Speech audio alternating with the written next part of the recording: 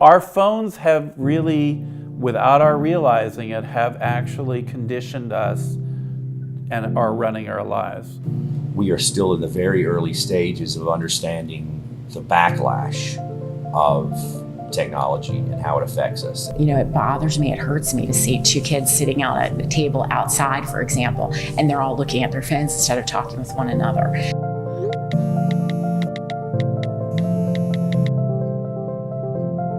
Have you ever been out to dinner with someone and thought, why did I even come? You have been on your smartphone the entire time. This experience is all too familiar. Loved ones scrolling through Instagram and responding to email, rather than paying attention to the person across from them. Look, everyone can easily identify the benefits of the smartphone. Access to news and information at the touch of a button, instantaneous communication, and greater interconnectivity. But we also need to identify the negative side effects of having these resources at our disposal. How has the smartphone eroded personal relationships? Hi, I'm Dr. David Greenfield, and I'm the founder and chief medical officer for the Center for Internet and Technology Addiction. There are a couple of things that are happening. Because technology tends to elevate dopamine in the limbic system of the brain, which is a pleasure chemical, what's happening is people are actually experiencing all of their positive emotions and pleasures through the screen use and through their use of technology, so that they don't necessarily have to reach out for other things like relationships in their family or in their primary relationship, because they're getting those needs met elsewhere. In addition, there is this pseudo expectation of social interaction that occurs, whether it be through social media or through a gaming platform or other forms of screen use, that give the illusion of social interaction, but it's really a non-nutritive form of social interaction. This is social interaction that doesn't really fulfill people's deepest needs, but it gives them, it's sort of akin to eating McDonald's to fill you up, but it doesn't provide any nutrition. So the idea is that digital technology is sort of like the digital fast food of our society. So it imbalances them socially so that they don't get the opportunity or the need to seek out real-time social interaction. When notifications happen, it tells you that there's a piece of information waiting for you that you might be interested in. It could be a news feed. It doesn't matter what it is. And if it's interesting to you and you like it and it's something that elevates dopamine, you get a little hit. But the notification itself, just hearing that beep or that buzz come on your phone, lets you know that there's something pleasurable waiting, and that elevates dopamine at twice the level of the actual checking. The expectation that something could be there is what's generating that high, so to speak. That's why, by the way, you'll check your phone 200 to 300 times a day, because you respond to those notifications and to those invitations to get that hit. And the other aspect that really is the most important is that it eats time. Everybody that uses screens, all of us, myself and all of you included, uses screens to a point where you lose track of time and space. Almost all of us can't accurately monitor how much time we spend on our phones and on our devices. We think we're on for 15 minutes, but we're really on for an hour or 2 or 3. The sheer amount of time we spend on these devices really impacts and obfuscates and blocks our ability to spend time with our social relationships, like our family. So time is a big factor here, and there is only a certain amount of time per day. And if you're spending more of it doing technology, you're going to have less time available to have real-time contact. My name is Amanda Zaidman, and I'm a licensed clinical social worker. Yes, I see children in this office. We do behavioral therapy, do some play therapy with kids, and then I also am a counselor for parents. A lot of times when I'm meeting with parents, and even in the initial intake paperwork that I send to them, I ask about screens, about how much screen time their kids have. And a lot of times that's a tweak that we can make pretty early on, that behavior suddenly shift. You know, when we cut back on the amount of unlimited screen time children have, that their behavior shift for the better. When you say, you know, how do I do that. I think the hard part is that parents kind of lose sight of the fact that as parents we have control. We have the ability to say, it's time to turn it off, or yes, we're having limits, or sorry that your friend got a cell phone at 10, but in our family we're making a different choice. Parents forget that they have that power. But when parents reclaim that and are able to set limits and be clear and consistent and help their children understand why, that this is not just some arbitrary rule I came up with to be mean, but it's because I love you and I feel like this is important. Here's the science and here's why. When parents are able to do that, they're able to see a change in their family usually. So typically when it comes to screens, the behaviors that I see and that parents are coming to see me for are related to frustration and anger, typically around turning it off. So when kids are on iPads or on phones all the time and then their parents say, it's time to get that homework done, or we have to go, you need to unplug, or it's time for bed. A lot of times that is a trigger for a lot of the parenting fights and the issues that spring up in families. When that is limited, then children become more flexible, they are less angry, they are able to become more creative, and sort of I feel like a lot of times parents feel like they get their kids back.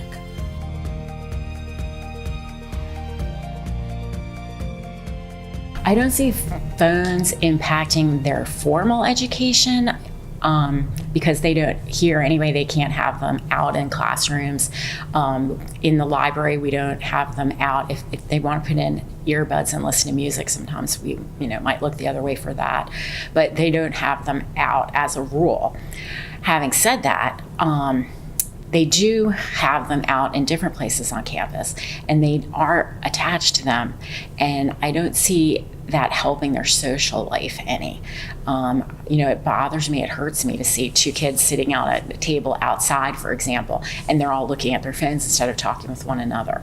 I feel like we are losing a huge chunk of their informal education by allowing them to be on their phones. We're realistic about the fact that kids have these phones and they have these social media platforms like Snapchat. We know they have them, and so we're not saying you can't use that ever, and we're not acting like they don't exist, but we are trying to have them use these devices and their social media in more time appropriate ways, at least at school. So I think social media is a double-edged sword for sure. We talked about connection, and so it does allow us to connect with other people. But thinking about what sort of connection that is, I think it's important to help kids understand that really a connection that gives us energy and charges us up is one that is more intentional and hopefully maybe face-to-face versus just looking at your screen, right? So the way that it impacts kids, what I'm seeing is that children are much more likely to want to be connected. They want to know what's going on. They're plugged in at all times, and they're needing to see, I posted this, did I get a like? What's going on with this friend? There's the fear of missing out that comes into play. Children are more comfortable interacting at this point, I think, with their peers through the screen, almost as a buffer. So we're seeing, social skills declining. It's harder for children to interact face to face. It's easier maybe to get in a fight and confront a friend about that over a text, or maybe to break up with a girlfriend over a text versus having to sit down and have a tough conversation. But those skills later are the ones we need in order to be successful in our jobs and in our careers. They're the skills we need in order to be successful in our marriages. So we're robbing our kids of that by allowing them to just be able to use their phones and their screens as their only way of really experiencing the world. There's some research, I think it was done by in the Atlantic, and it talks about how there is a decrease in things that parents worry about, and so we were really excited about that, right? A decrease in drug use, teen pregnancy, drunk driving, but that's come at a cost, and so at that same time that those numbers are going down, we're seeing an increase in depression, anxiety, suicidal ideation, cutting, suicide attempts. Yeah, there's a significant number of issues with tech addiction and mental health struggles, particularly social anxiety and social relationships and difficulties in social relationships. Now, I want to say that Some of these things may pre-exist the actual development of the tech addiction, and some of them are caused by the tech addiction or made worse by them. So it's not a neat and easy thing to tease out, because they are what are called comorbid or co-varying conditions. In other words, they can exist before and made worse by, or they can come about as a result of the tech addiction. But clearly things like social anxiety, generalized anxiety, attention deficit issues, attention deficit hyperactivity issues, obsessive compulsive issues, as well as depression. So these are all the mental health issues that we see. And then a general failure to launch and thrive. A lot of the patients that we treat who are in an extreme are not moving forward in their lives. They're not getting through school. They're flunking out of high school or college, and they're not moving on into adulthood as you'd expect people to do. So clearly there's something going on. We have an issue with the smartphone. But I wanted to find out what people like you and I from every generation are feeling and experiencing. I use my smartphone for social media. I use it to check my email. I use it all the time. I text and call my friends a lot. I'm always taking a picture of something. I use it for directions. Literally my lifesaver. It's like a personal assistant to me. It's attached to me in my everyday life. It's my calendar, it's my email, my texts, my internet. Well, of course, there's a telephone and for email, texting, checking the weather, FaceTime. I use the Google Map. First pro of the smartphone is just the ease of staying in touch. I have 2 teenage kids, so being able to connect with them via text or let them connect with me, hey, I need some help with something, or I need a ride home from school. I think some of the pros of using a smartphone is accessibility. You have access to this vast network of information. Well, especially at my age, to have a phone in the car with me in case I need help is always a good thing. Well, with the positive, there's always a negative. If anything, I think that a lot of times it's not used properly, and I think that's where the downfall actually is. The cons are that I do check it constantly. The phantom buzz that people talk about, I think my phone went off. I succumb to that. One of the major cons is dependency. Obviously, people have a huge dependency to the internet and to social media and all those things. I think that some people don't know when to not use it. Honestly, I think it's driving a wedge between personal relationships. I think that they distance us in a lot of ways because it allows for us to communicate from afar and to kind of be there, but not necessarily be there. We're not as connected to each other anymore. We don't fill that time spending time with each other or finding things to do that don't involve a screen. It's so much easier to go to a screen. I think using technology at the dinner table should be off limits. Wow, I just don't think that should happen unless it's an emergency. But at the dinner table, that's when I would say, put the phones down. I don't think at the dinner table. I think there's a time and place for it. But I do try to protect that time at dinner for us to be together and just kind of talk to each other. It's sad because you are missing something. You're missing that interaction between the people right in front of you. You'll never get that moment again. As many times as we say, oh, we'll always sit down at the dinner table. We'll always be able to have that chance to talk. Well, no, none of these days are promised to us. So it's like we don't have those opportunities to really have that one-on-one time. The message to other people when you're on your phone is that you're not present and that you'd rather be somewhere else than where you are. So if you want people to be together who experience each other as present in the moment, then the phone can't be on the table. It can't be on the dinner table, and it can't be at the party or the social gathering, or it has to be put aside. The idea is to keep it away, because if you see it, your cortisol levels will go up and you'll want to touch the phone. So the idea is to keep the phone away from you. The dinner table has traditionally been a space for bonding, but our smartphones are distracting us from our family and friends around the table and pulling us into social media sites and text messages. One cocktail lounge in Greenville, South Carolina saw what was happening and made a house rule asking their visitors to put their cell phones away. I'm Joe Clark. I am the managing partner here at Vault Invader, along with my wife, and we opened in 2017, coming up on 2 years. Technology is a huge part of everyone's life these days, and there is no doubt that I think even now we are still in the very early stages of understanding the backlash of technology and how it affects us, and I think there's a lot more to come. You know, I think we see it sort of every day, how it's changed our world. As far as the bar was concerned, we just felt like, you know, we also had a restaurant at the time where I think it's colossally rude to do anything on a cell phone in a restaurant, especially take a phone call. And here we wanted to take it a step further and just go, stay off your phones, because we felt like it would sort of interrupt the experience of what we were trying to create.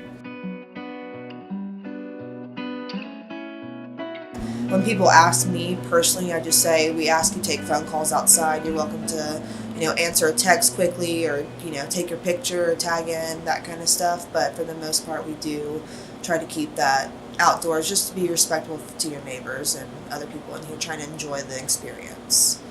People don't skip seats here. They always talk to their neighbors, and partially is a reason we don't have a TV, we don't have cell phones.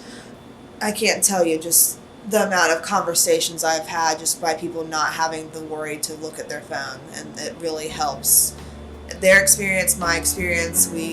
All around are all happier. They call them digital widows or digital widowers. They feel frustrated because they don't feel like they can reach their friend or their loved one or their partner or husband or wife or boyfriend or girlfriend.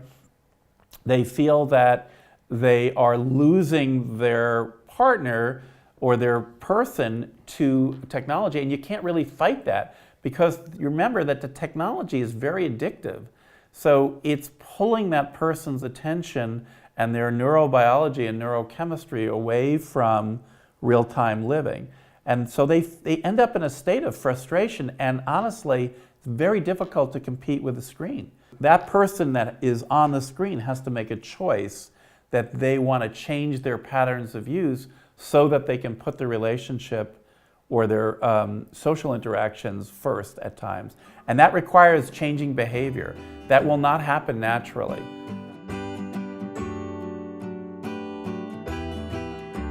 Like I said in the beginning, there are pros and cons of the smartphone. And the smartphone isn't going away. So how can we learn to put it down, to be present? How can we learn to plug back into our own lives? What we do is we invite people to just make some commonsensical, simple changes. For instance, if you're going to have a meal, keep your phone away. If you want to use your phone less, grayscale the phone out. Change the color of the phone so it's black and white. That'll reduce your use by 30 to 50% because it's more boring and less interesting. Keep your phone away from your bed and under your pillow. Put it in another room at night so you can charge it. Buy an alarm clock for $10 to wake you up in the morning. If you want to pay attention to your friends or your family or your children, don't have your phone out when you're interacting with them.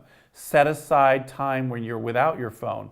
Try to have periods of time where you're tech-free. That doesn't mean the whole day or the whole week, but have an hour or two when you're exercising or when you're eating or when you're just relaxing, where you don't have your phone out and you're not checking it.